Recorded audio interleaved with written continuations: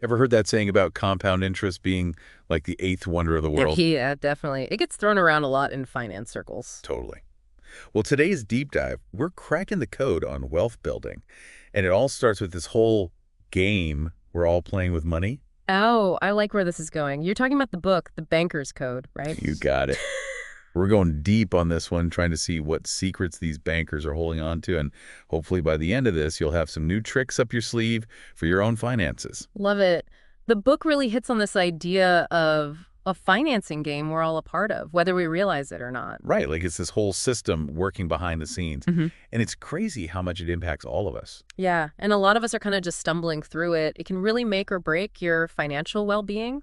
Okay, so for those who haven't read it yet, what's this whole financing game thing all about? Well, the book drops this crazy stat. Get this. The average American spends over a third of their income, like 34.5%, just on interest payments. Whoa, hold on, over a third. That's wild. Right. It's a huge chunk of change. That's all those credit card bills, mortgages, loans. It all adds up. And most of us probably don't even realize how much we're shelling out in interest alone. And what's really fascinating is how the book breaks down who's who in this game. You've got us, the everyday folks buying things. Then there's the people making and selling the stuff. And then, of course, the bankers. They're the ones holding all the cards, basically.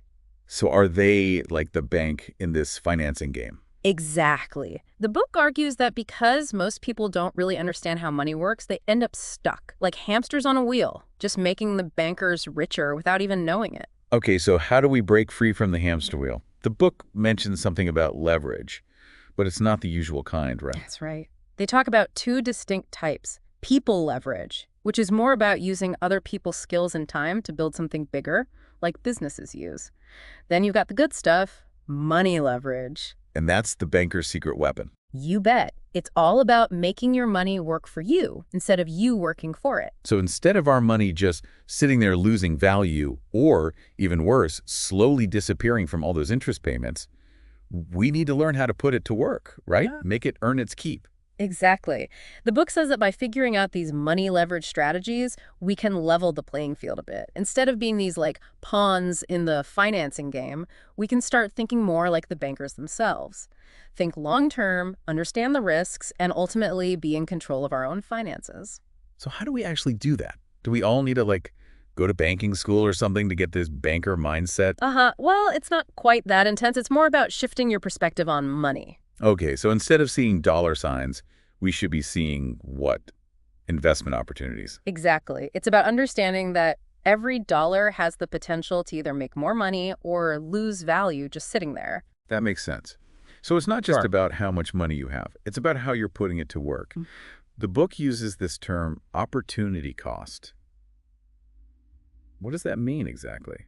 So opportunity cost is basically the idea that every time you choose to spend money on one thing, you're missing out on the chance to use that money for something else, something potentially more profitable. Like, let's say you decide to buy a new phone. Which I am so guilty of doing, by the way. We've all been there. But think about it. That, say, $1,000 you just spend on that shiny new phone could have been invested or used to pay down debt. Okay. Yeah, I see what you mean. It's like that saying, you got to spend money to make money. Kind of, but it's more about being mindful of where your money's going and making sure it's aligned with your long-term goals. So like instead of that new phone, I should have put that money towards, say, a down payment on an investment property. Potentially. But even that can be tricky. The book actually argues that putting a huge down payment on a house might not always be the best move. Wait, really? How so? I always thought putting down a big down payment was the smart thing to do. It seems that way, right? But the banker's code views it as putting all your eggs in one basket. If the housing market takes a hit, you've got more to lose. Huh. That's an interesting way to look at it. So it's not just about minimizing risk, it's about spreading it out. Exactly. It's about being strategic and understanding that there's always a trade-off. Which actually reminds me, you had a question earlier about private lenders and interest rates. Oh, right. If bankers are all about minimizing risk, why do those private lenders charge such high interest?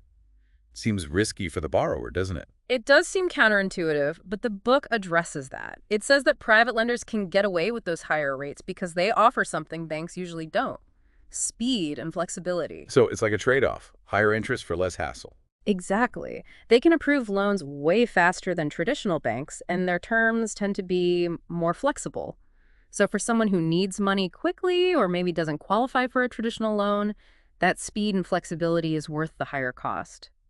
Which brings us to one of the most interesting ideas from the book, building your own personal banking system. Using life insurance. Right. That definitely caught my attention. How does that even work? So, life insurance is a bank.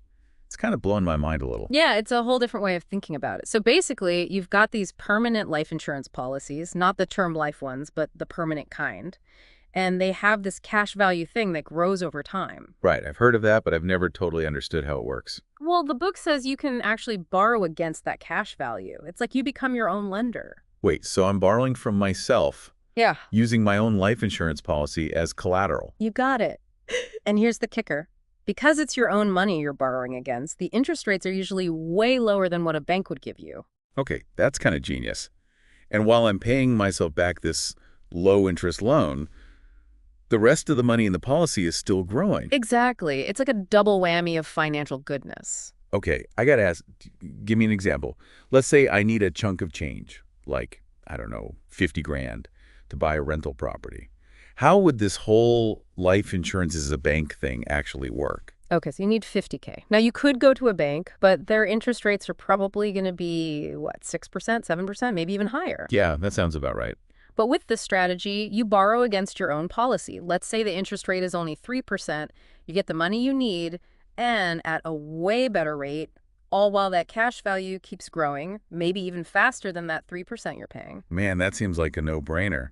So what's the catch? Well, the book's really clear that this isn't some get-rich-quick scheme. It takes planning. You got to find a good insurance agent who actually knows what they're doing with this kind of stuff, someone you trust. Right, because this is some next-level financial planning, Exactly. And like any investment, there's always some risk. which is why you got to do your homework, right? Always. Knowledge is power, my friend. Speaking of which, we've talked a lot about this private lending thing, but what about real estate? I feel like everyone's always saying real estate is the key to building wealth. It's definitely popular, and the Bankers Code doesn't disagree. It's just that they see real estate and private lending as partners in crime. So not a replacement, but more like working together. Totally. Think about it. Private lenders are the ones who often give those real estate investors the money to buy properties in the first place. They need each other. So it's like a whole ecosystem. Exactly.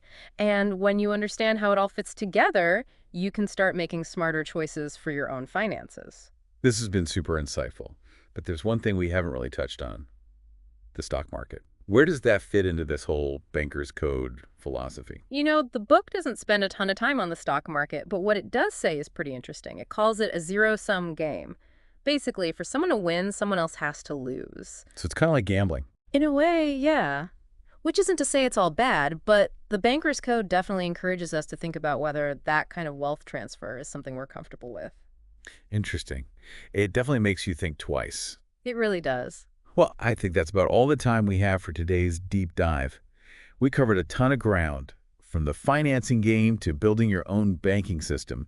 It's been enlightening, to say the least. I totally agree. It's all about empowering ourselves with the knowledge to make our money work harder for us. Couldn't have said it better myself. To our listeners, thanks for joining us on this deep dive into the Banker's Code. Hopefully you've picked up some valuable insights to help you navigate your own financial journey. Until next time, keep learning, keep growing, and keep those finances flowing. Love what you're hearing? Hit that subscribe button, drop a like, and share it with others. Your support fuels the journey for more awesome content.